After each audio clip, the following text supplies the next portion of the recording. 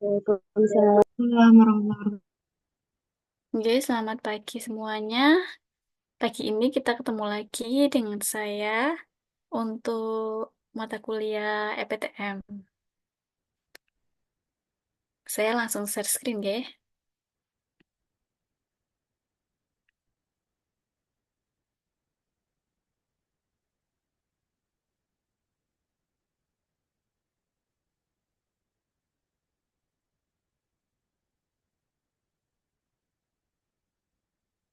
Oke, baik. Jadi, eh, topik kita pada pagi hari ini terkait dengan konsep injury. Jadi, bagaimana cedera itu bisa terjadi, bagaimana apa macam-macamnya cedera. Nah, karena cedera sendiri termasuk di dalam penyakit yang tidak menular, tapi banyak menimbulkan kesakitan maupun kematian. Jadi, untuk mortalitas dan morbiditasnya untuk injury ini cukup tinggi. Makanya itu, injury ini juga dibahas di mata kuliah epidemiologi penyakit tidak menular. Nah, jadi injury itu sangat banyak macamnya karena bisa terjadi dimanapun, kapanpun, dengan siapapun. Jadi yang pertama terkait dengan konsep injury. Jadi injury di dalam EPTM itu merupakan salah satu faktor. Sebentar ya.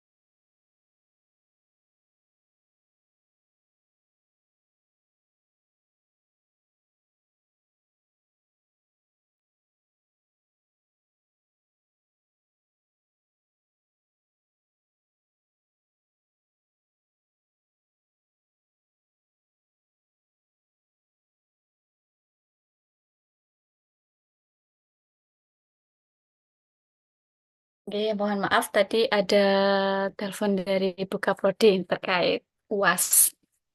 Oke, kita lanjutkan lagi ya Bapak Ibu. Jadi ini konsep injury dalam EPTM itu merupakan salah satu faktor resiko yang penting dalam munculnya penyakit tidak menular. Jadi eh, terjadinya suatu cedera itu bisa menyebabkan penyakit tidak menular itu timbul. Nah, cedera itu juga tidak hanya mencakup fisik, tapi juga bisa mencakup psikologis, karena bisa jadi cederanya diakibatkan oleh suatu hal yang membuat seseorang itu trauma, tidak berani melakukan atau melakukan aktivitas yang sama lagi. Nah, itu bisa berdampak eh, jangka panjang bagi kesehatan seseorang. Merupakan konsep injurinya.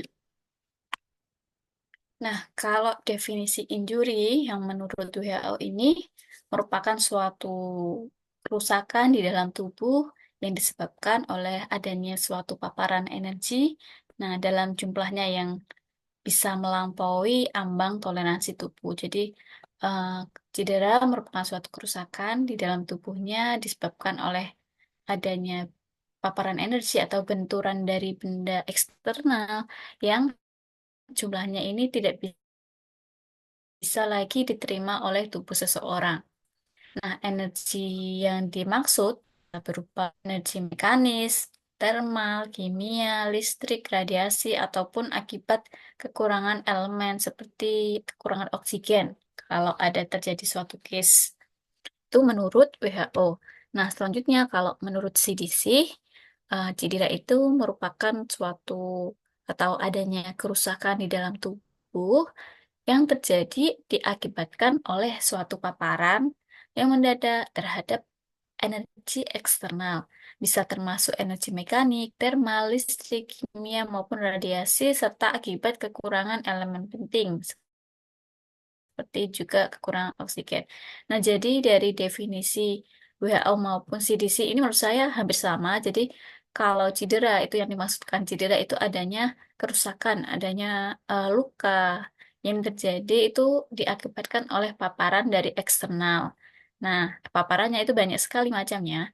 Kemudian sampai dengan mulai dari mekanik, termal, listrik itu sampai dengan adanya kekurangan oksigen. Nah, selanjutnya, kalau jenis-jenis injury itu cukup banyak. Jadi, ada yang berdasarkan akibat yang dialami. Jadi, nanti mengakibatkan apa, kemudian jenisnya berdasarkan niat atau intensional, berdasarkan mekanisme cedera, berdasarkan lokasi anatomi cedera, dan juga berdasarkan lokasi kejadian dan berdasarkan tingkat keparahan cedera. Itu jenis-jenis cedera berdasarkan hal-hal tertentu. Nanti akan kita bahas satu persatu.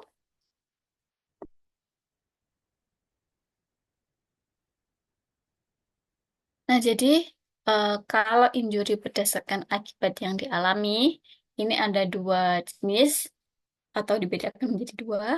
Yang pertama cedera fisik dan cedera psikologis. Kalau cedera fisik, ini pasti ada luka di tubuh seseorang. Itu bisa diakibatkan karena adanya kecelakaan lalu lintas, bisa juga karena jatuh, adanya terbakar, kerasan maupun adanya paparan bahan kimia. Jadi kalau cedera fisik sudah pasti kita tahu. Kemudian cedera psikologis. Nah, cedera psikologis ini tidak terlihat oleh mata. Jadi bisa terlihatnya ketika seseorang itu berubah dari perilakunya. Jadi adanya seseorang yang menjadi trauma emosional yang bisa diakibatkan banyak hal. Contohnya bisa dari adanya pelecehan, adanya kekerasan, kemudian bencana alam juga bisa mengakibatkan seseorang menjadi trauma, kemudian adanya peristiwa yang traumatis bagi seseorang. Nah, kalau injury berdasarkan akibat yang dialami tadi jenisnya ada dua, fisik dan psikologis. Nah, selanjutnya ini ada injury berdasarkan niat. Kalau berdasarkan niat, eh, ada dua hal juga, dua macam. Jadi cederanya ini tidak disengaja dan disengaja. Kalau tidak disengaja, ini berarti cedera yang dialami seseorang ini tidak ada niat dari diri sendiri maupun dari orang lain. Jadi ini karena suatu hal, suatu kecelakaan. Kemudian kalau contohnya itu bisa karena kecelakaan lalu lintas. Jadi dia tidak sengaja, kemudian dia terjatuh. Dan juga karena bisa jadi tenggelam waktu berenang atau waktu posisinya lagi di air. Nah, bisa jadi juga ada luka bakar maupun keracunan. Nah, keracunan ini biasanya ada yang disengaja, tapi banyak juga keracunan makanan yang terjadi karena ketidaksengajaan. Nah, keracunan yang tidak sengaja ini biasanya akan berdampak pada banyak orang ketika adanya suatu kepentingan seperti adanya hajatan, kemudian adanya eh, acara yang melibatkan banyak orang. Nah, di situ karenanya ternyata mengandung mikroorganisme yang menyebabkan tubuh itu keracunan. Biasanya kalau keracunan makanan di suatu acara itu pasti nantinya akan ada KLB. Nah, kalau cedera Ternyata orang sudah melanjutkan. Langsung. kalau cedera yang disengaja itu pasti ada tertentu dari seseorang maupun diri sendiri yang akan mengakibatkan soal seseorang itu terluka maupun trauma. Nah, contohnya kekerasan interpersonal. Jadi adanya penganiayaan itu pasti sudah disengaja. Kemudian kekerasan di dalam rumah tangga, kemudian bunuh diri ataupun percobaannya.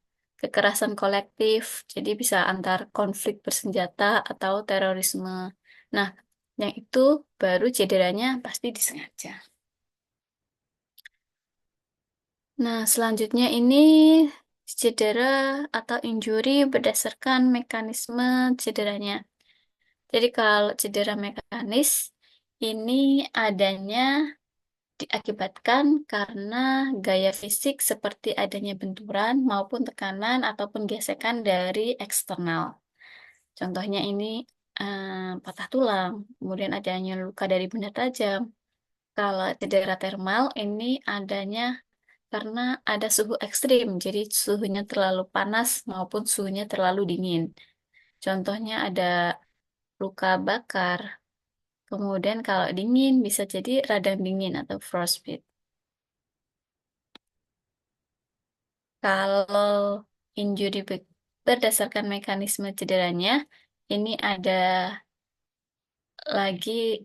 Nah, jadi kalau mekanisme cedera tadi ada mekanis, termal, kemudian ada kimia dan listrik. Kalau kimia itu pasti diakibatkan karena adanya paparan bahan kimia atau bahan yang beracun, korosif. Kemudian contohnya eh, ada bisa menimbulkan luka di kulit, bisa mengakibatkan seseorang itu keracunan. Nah, kalau luka listrik pasti diakibatkan karena kontak dengan sumber listrik. Bisa juga karena tersambar oleh petir. Itu termasuk dengan cedera listrik. Nah, kemudian kalau mekanisme cedera lagi, ada lagi yaitu radiasi dan hipoksia selain empat tadi. Jadi ada enam. Nah, kalau radiasi pasti adanya paparan radiasi. Bisa diakibatkan karena terkadang seseorang yang menderita kanker itu melakukan terapi atau kemo. Nah, itu seseorang bisa terjadi radiasi dan juga bisa dari kerusakan kulit akibat sinar UV. Kalau hipoksia ini adalah cedera yang diakibatkan seseorang karena kekurangan oksigen. Jadi, ketika tenggelam, asfiksia, keracunan, itu seseorang akan kehilangan atau kekurangan oksigen di dalam tubuhnya. Nah, ini selanjutnya ada injury berdasarkan lokasi anatomi cedera. Jadi kalau dari anatomi itu ada kepala, tulang belakang, terus kemudian ada toraks, abdomen, ekstremitas. Nah, kita bahas satu-satu. Kalau yang pertama dari kepala dan leher itu bisa mengakibatkan gagal otak. Terus faktur tulang, kalau cedera tulang belakang ini ada trauma medula spinalis. Kemudian kalau toraks, pneumotoraks, abdomen juga bisa menimbulkan suatu trauma organ hati ataupun limpa. Kemudian ekstremitas atau dari anggota geraknya yang cedera itu bisa menyebabkan patah tulang, dislokasi maupun nantinya yang terparah bisa mengakibatkan amputasi. Nah, kalau selanjutnya ini berdasarkan lokasi kejadian. Jadi setelah tadi banyak hal, ini juga ada cedera yang jenisnya berdasarkan dengan lokasinya. Jadi bisa di rumah, karena cedera bisa di mana aja ya. Jadi bisa di rumah, kemudian tempat kerja, di jalan raya maupun di lingkungan air. Nah, kalau di rumah itu bisa karena terjatuh, keracunan, kemudian adanya luka bakar.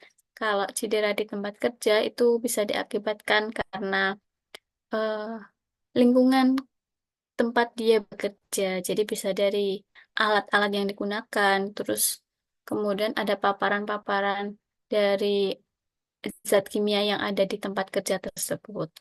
Kemudian kalau di jalan raya pasti cederanya itu diakibatkan karena adanya kecelakaan lalu lintas.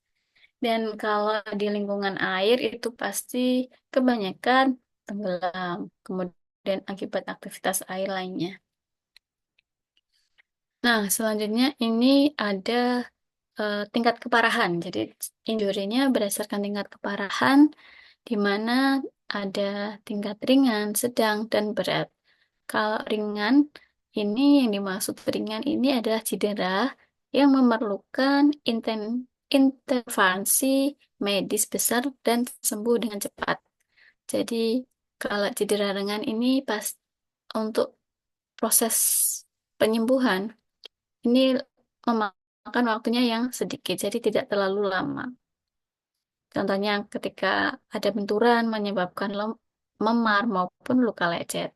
Nah, selanjutnya, tingkat selanjutnya setelah ringan itu ada sedang. Di tingkat cedera sedang ini memerlukan intervensi medis, tapi tidak mengancam nyawa. Nah, contohnya yang sedang ini lukanya ini memerlukan eh, jahitan, jadi ada robek di suatu bagian tubuh maupun adanya patah tulang yang ringan. Jadi patah tulangnya yang ringan ini maksudnya masih bisa melakukan aktivitas yang lainnya, tetapi ada cedera di dalam tubuh seseorang. Nah, kalau yang dikategorikan cedera berat, ini pastinya cederanya yang bisa mengancam nyawa atau menyebabkan kecacatan permanen.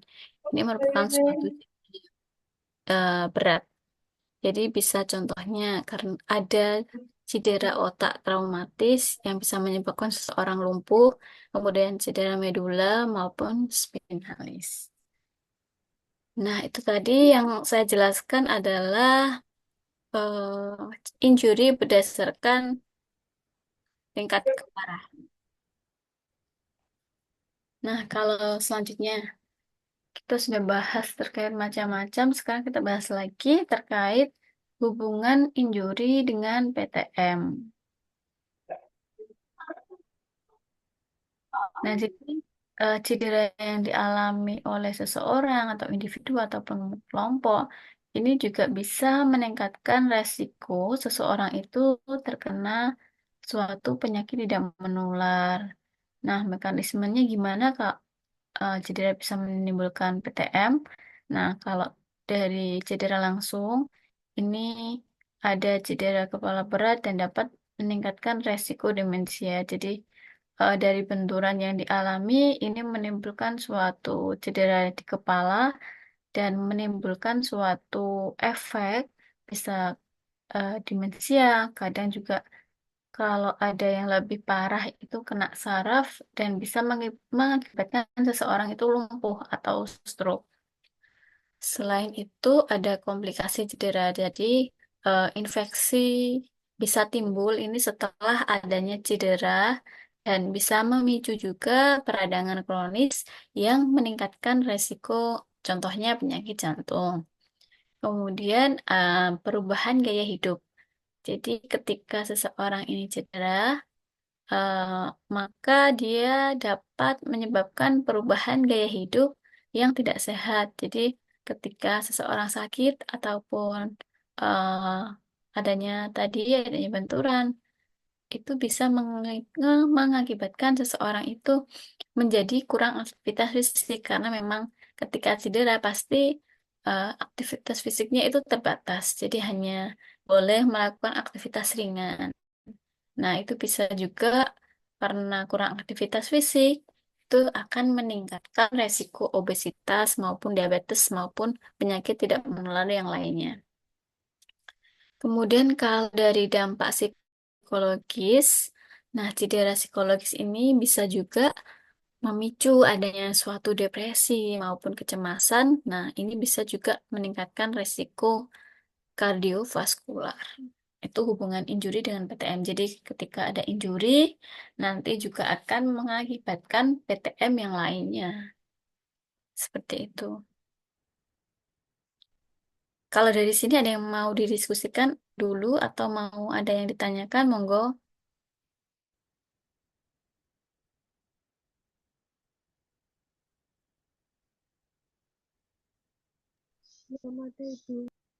Belum ada Bu. Nah, kalau belum ada, saya lanjutkan lagi ya. Nah, selanjutnya juga ada faktor risiko injuri. Jadi, injuri ini bisa terjadi kepada siapa saja dan yang lebih yang bisa terkena, yang faktor risiko lebih besar ini dari siapa saja. Jadi, kalau dari hmm, faktor risiko, ini ada faktor risiko dari individu yang pertama. Nah, faktor risiko yang berasal dari individu itu ada dari karakteristik demografis, biologis, maupun perilaku. Nah, dari individu ini yang bisa memicu itu dari usianya, kemudian jenis kelamin, kondisi kesehatan, konsumsi alkohol dan obat-obatan, maupun perilakunya yang beresiko. Jadi, kalau yang pertama dari usia, pasti kalau dari risiko usia, ini sama saja dengan PTM yang lainnya. Yang beresiko ini adalah usia anak-anak maupun lansia. Nah, kalau anak-anak belum mengerti secara detail apakah yang dilakukan ini berbahaya atau tidak, jadi mereka masih belum sepenuhnya mengerti. Nah, mereka juga pasti kalau anak-anak karena aktivitasnya banyak untuk bermain dan belum tahu resiko yang bisa terjadi, itu pasti banyak terjadi eh, kejadian jatuh, kemudian tenggelam, keracunan. Nah, kalau di dewasa muda ini biasanya resiko yang bisa dialami itu adalah kecelakaan lalu lintas karena kalau di usia dewasa pasti akan mobilitasnya itu tinggi. Nah, itu beresiko adanya kecelakaan lalu lintas maupun adanya juga kalau dewasa juga bisa eh, ada kekerasan interpersonalnya. Nah, selanjutnya kalau di usia lansia, kalau lansia ini beresiko adanya penurunan keseimbangan dari tubuh karena sudah usianya lanjut, jadi fungsi tubuh itu juga berkurang. Nah, itu juga beresiko tinggi untuk terjatuh, kemudian karena tubuhnya yang tidak imbang, sudah tidak bisa lagi melakukan aktivitas fisik sehari-hari yang berat. Nah, selanjutnya yang ini ada jenis kelamin. Jadi kalau jenis kelamin, kalau laki-laki biasanya ini sering terlibat di dalam kecelakaan lalu lintas maupun kekerasan. Kalau perempuan itu biasanya eh, juga kalau sekarang karena laki-laki maupun perempuan juga aktivitas lalu lintasnya tinggi juga sama bisa terjadi karena adanya kecelakaan lalu lintas.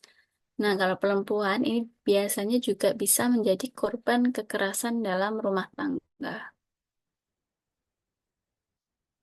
Selanjutnya ada kondisi kesehatan.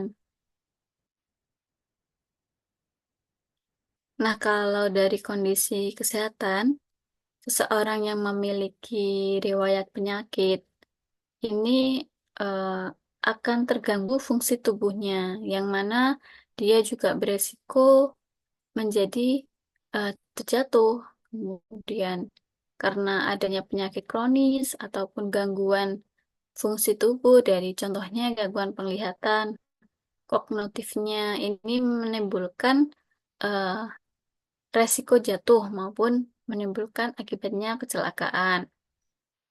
Kemudian kalau dari konsumsi alkohol dan obat-obatan, nah seseorang yang mengkonsumsi itu pastinya konsentrasi di dalam tubuhnya, kesadarannya itu sudah sangat berkurang. Jadi rawan sekali kalau lagi mengkonsumsi alkohol maupun obat-obatan, ketika mengendarai kendaraan pasti banyak terjadi kecelakaan.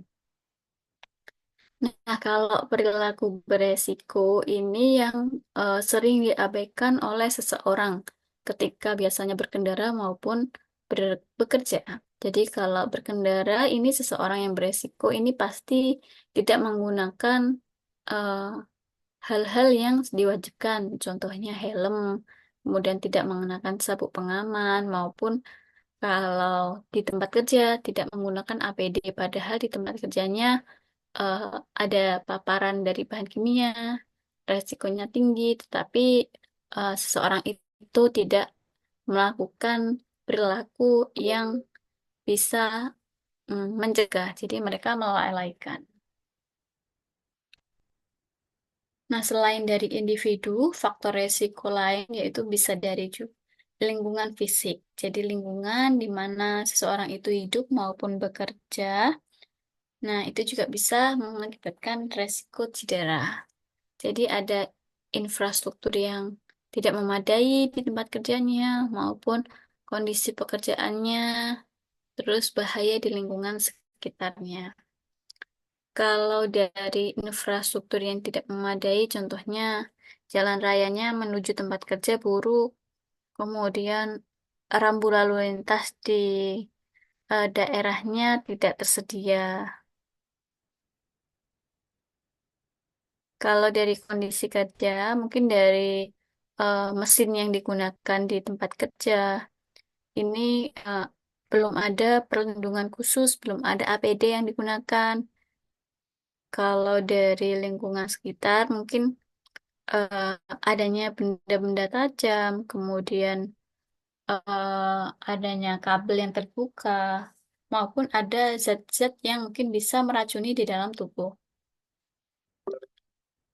Nah, selanjutnya eh, resiko sendiri yang ketiga itu bisa disebabkan dari lingkungan sosial. Jadi bisa berkaitannya dengan interaksi sosial maupun kondisi komunitasnya di tempat beliau ini seperti apa. Jadi bisa juga faktor resikonya karena kekerasan dalam rumah tangga, kekerasan antar pribadi, kemiskinan maupun ketimpangan sosial maupun norma budayanya. Kalau ini saya rasa sudah jelas, jadi kita lanjut.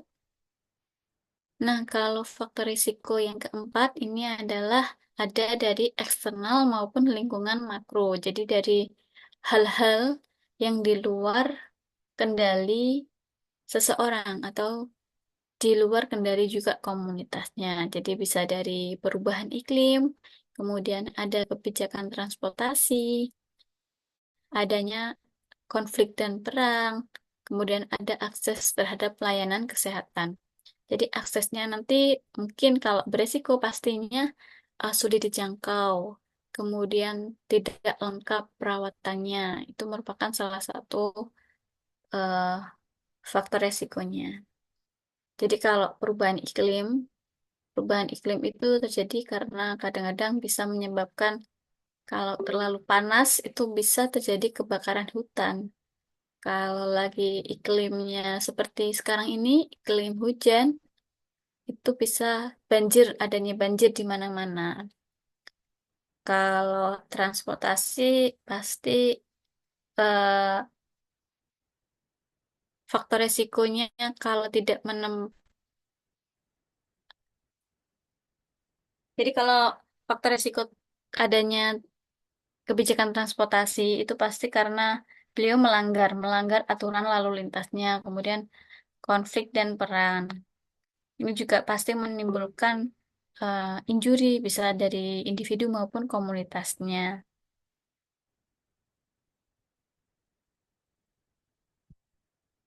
Nah, selanjutnya kalau dari faktor risiko injuri yang kelima, ini ada khusus berdasarkan jenis cederanya. Jadi ada cedera lalu lintas. Ini biasanya ketika seseorang ini mengemudi dengan kecepatan yang tinggi, tidak menggunakan helm, tidak menggunakan sabuk pengaman. Terus adanya tadi juga contohnya penggunaan alkohol maupun obat. Nah, itu ketika mengemudi pasti kesadarannya ini sudah tidak seperti orang normal.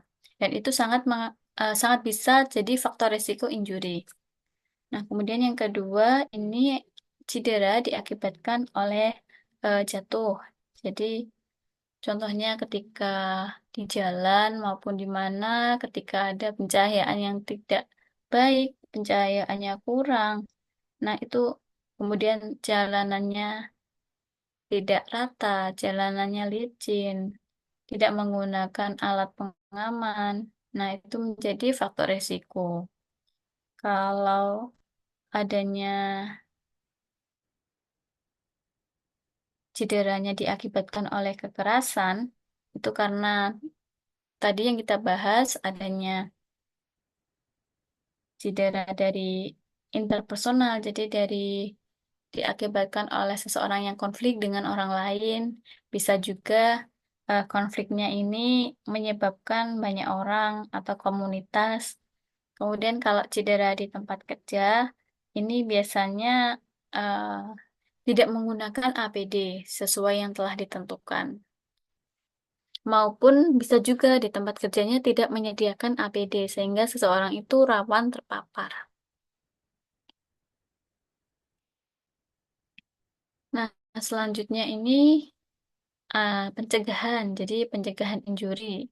Ini ada primer, sekunder maupun tersier. Jadi kalau pencegahan primer itu pencegahan yang dimaksudkan untuk mengurangi faktor risiko cedera bisa melalui promosi kesehatan, bisa melalui pendidikan kepada masyarakat, maupun menciptakan suatu lingkungan yang aman.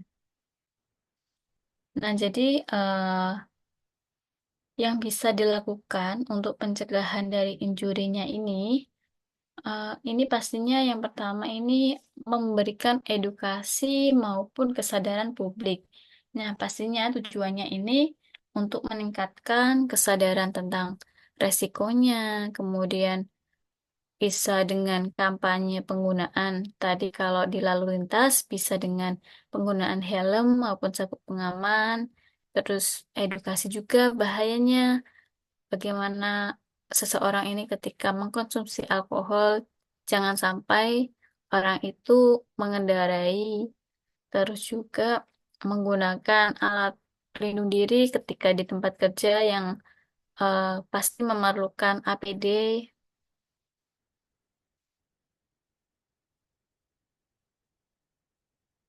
Nah, kalau yang kedua ada pencegahan sekunder. Ini untuk mendeteksi dini dan penanganan cedera untuk mencegah komplikasi. Jadi kalau yang sekunder ini meningkatkan contohnya ketersediaan ambulan di tempat kerja maupun di tempat-tempat yang bisa dijangkau ketika adanya sebuah kecelakaan. Kemudian juga memberikan akses kalaupun tidak ada di tempat kerja, memberikan akses setidaknya ada nomor darurat yang bisa dihubungi. Bisa juga kalau sekunder ini mengadakan suatu pelatihan untuk pertolongan pertama kepada eh, masyarakat nanti ketika menemukan suatu seseorang yang mengalami cedera yang apa yang harus dilakukan. Nah, selanjutnya ada pencegahan tersier. Nah, kalau pencegahan tersier ini adalah pencegahan eh, rehabilitasi untuk meminimalkan dampak jangka panjang dari suatu cedera. Jadi, kalau meminimalkan itu bisa rehabilitasinya dengan melakukan terapi. Terapinya bisa terapi fisik yang tujuannya bisa untuk memulihkan fungsi dari tubuh yang cedera tadi. Kemudian bisa juga rehabilitasi untuk eh, psikologisnya. Jadi mengalami trauma emosionalnya gimana. Kemudian juga bisa dengan memberikan dukungan sosial maupun ekonomi kepada korban yang cedera tersebut.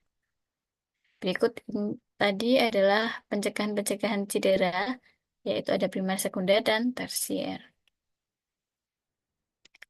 Baik, kita lanjutkan. Nah, jadi ketika tadi uh, kita bahas terkait pencegahan, selanjutnya ada penanganan injurinya.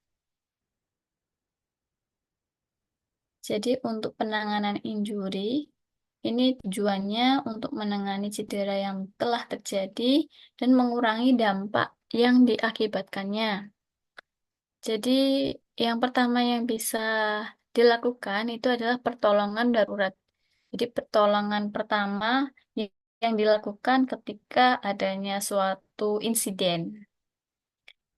Kemudian kalau pertolongan pertama jika seseorang itu terluka mungkin bisa dengan membersihkan luka maupun menghentikan pendarahan. Kalau seseorang itu bisa melakukannya. Nah, juga selain itu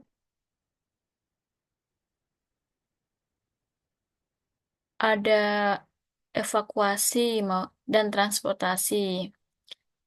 Selain pertolongan darurat, juga perawatan medis. Nah, di perawatan medis ini adanya penanganan trauma. Jadi, distabilkan kondisi pasiennya, terus diberikan biasanya ada trauma healing. Kemudian, kalau rawat inap dan observasi, ketika ada kecelakaan, pasti seseorang itu diobservasi apa yang akan terjadi, apa yang telah terjadi di dalam seseorang tersebut. Kemudian, manajemen nyeri. Di dalam manajemen nyeri yang dimaksudkan ini adalah memberikan obat rasa sakit kepada tubuh atau kepada seseorang yang terjadi cedera.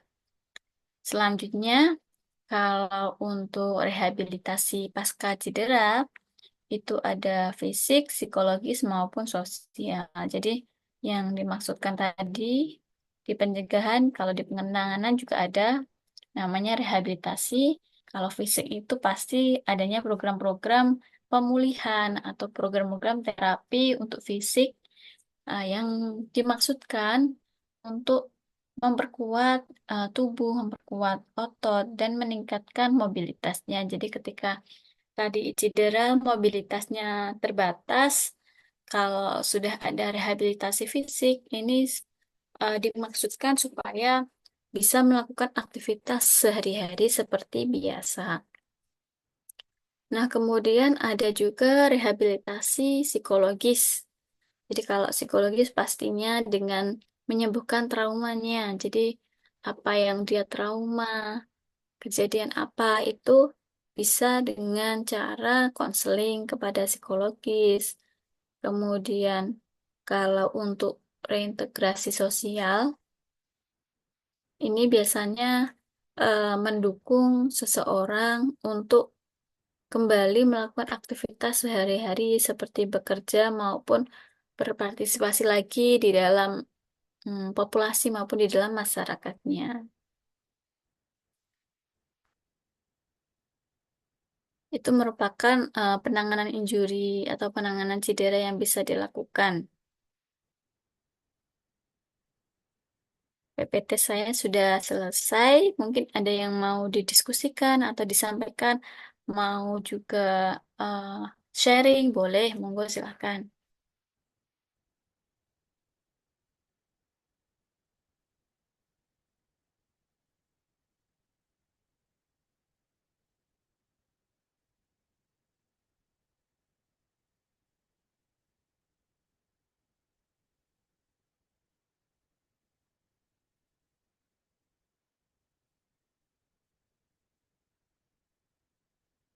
Monggo Bapak Ibu yang mau sharing, saya persilahkan.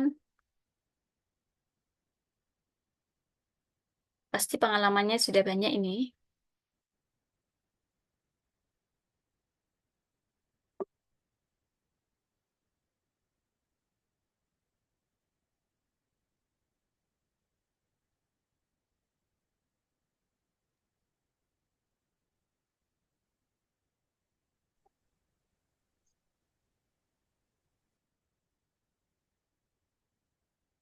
Dari Amel atau dari